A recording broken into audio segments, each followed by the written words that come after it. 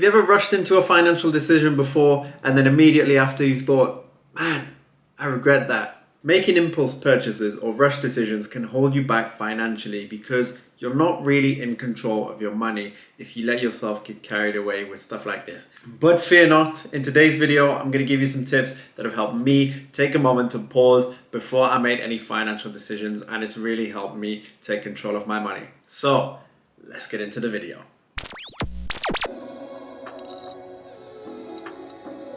Welcome to Millennials with Money. My name is Johnny and thank you for joining me for this video.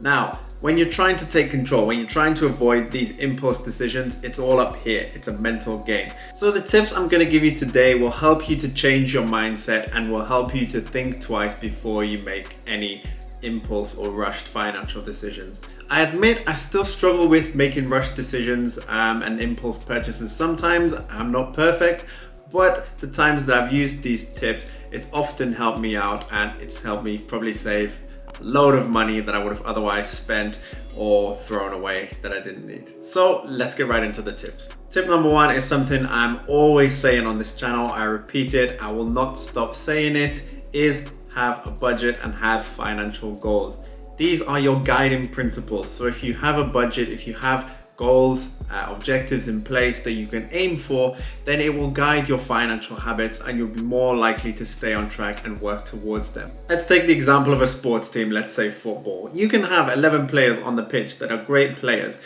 but in order for them to work together, to be able to score goals, they need to be playing together coherently. They need to have a defined strategy and a defined way of playing. And the same thing applies to your finances. If you don't have a strategy, if you don't have any guiding principles on how you're going to play the money game, then your money is just going to go all over the place and it's going to take you much longer to get to where you actually want to be with your money.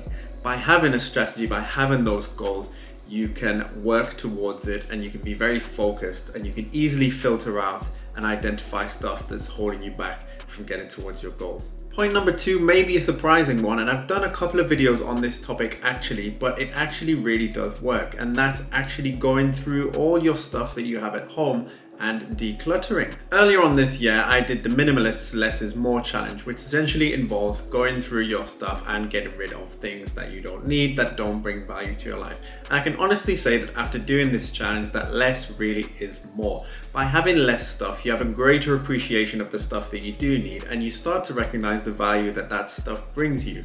And by being able to live with fewer things, it really makes you think about if you really need something. What value does buying something new add to your life? By decluttering, it also makes you aware of stuff that you have that you didn't realize you had that is actually useful to you. Because if your house is a mess, if you have too many things, it's really easy to just, in the midst of the clutter, when you see something you like, you just go and buy it because you think in that moment you need it. When actually you might already have the item at home, or you may just not even need it, but because you've got used to just accumulating and buying stuff, you go out and do it anyway. By decluttering, you make the choice of what you need and what brings value in your life. So the next time you see an offer online or in the shop, you know already if that's going to bring value to you or not based on what you've decided.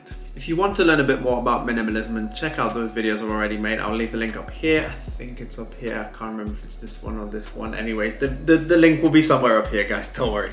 Now, point number three has been inspired by a couple of documentaries I've watched on Netflix and Amazon Prime, where they had me thinking about how retailers are trying to get our attention and how they're trying to get us to spend money. And often, you know, we'll get notifications on our mobile phone about the latest deals, how there's maybe 50% off in Sephora, there's free delivery on Uber Eats over a certain value.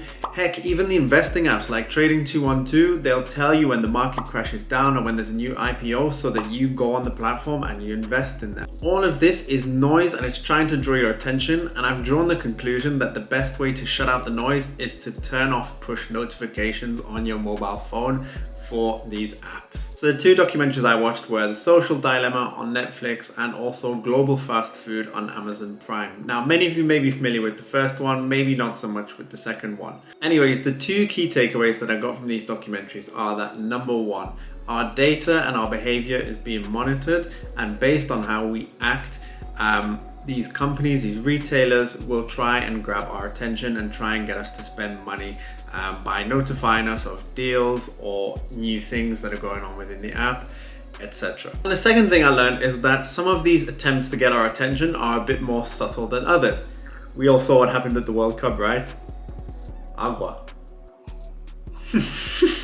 In all these cases though, the end goal is the same, and it's that you spend your money. So by turning off your notifications, you block out the noise and you clear that space so that you're not distracted, so that you're not tempted. By all means, if there's an offer on and you've decided, it's time to treat yourself, then by all means go ahead. But the point here is that you make the financial decisions in your life. They don't make them for you. You take the control. And number 4, I'll admit I've fallen victim to this recently, is if you're going to a shopping center or if you're going to an outlet store or a retail park where there's multiple other shops and retailers, go with the list, get in and get out. Do not let yourself get distracted by the other shops. In my case, I'd gone to get a new pair of socks because for whatever reason, I seem to wear down my socks incredibly quickly or lose them. And I got my new socks, but I also got a new t-shirt, new polo shirt, and a supermarket shop because I was carried away by temptation. Technically, it was all stuff that I needed, so it wasn't a complete waste of money, but the point here is that it was unplanned. I blame this on the fact that I've been very hard on myself and very strict with my money this year, and I've barely given myself room to have treats.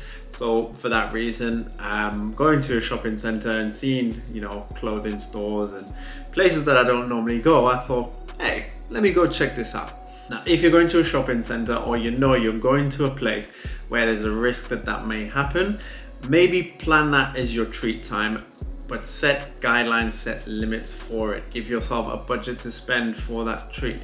Because it's kind of nice, the spontaneity of seeing something, but it's not nice when you buy something impulsively and it wasn't in the budget, and before you know it, you're back on your financial goals. So yeah, give yourself a set of guidelines for if you do think that may happen when you're out. And if you do have the possibility, if this is some place near to home, then give yourself a bit of time. Give yourself a day, a couple of days to think about it before you decide if you really need to make this purchase. Another tip that I've found that actually works is asking yourself before you buy something, rather than how does this bring value to my life, ask yourself, is my life going to be any worse if I don't buy this item? Because it's too easy to justify if something will be good for you in the moment. You can just come up with something like that and think, yeah, I need it right now.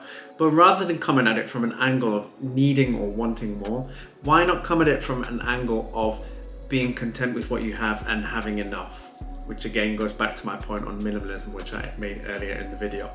If you can justify it, then great, but do think about it first before you buy. Otherwise, it will be an impulse purchase. I hope you found those tips helpful, guys. Don't beat yourself up if you've done this or if you do this in the future. It happens sometimes, but if you can make use of these tips, then they will help you out. Why not leave a comment and let me know how you prevent yourself from being carried away with impulse purchasing. Now check out these videos if you like this one, and if you're not yet subscribed and you want to see more content like this, then make sure you hit the subscribe button with the notification bell so you don't miss a single update. I'll see you on the next one, and let's get this money. Oh, I forgot the money. The money, got it.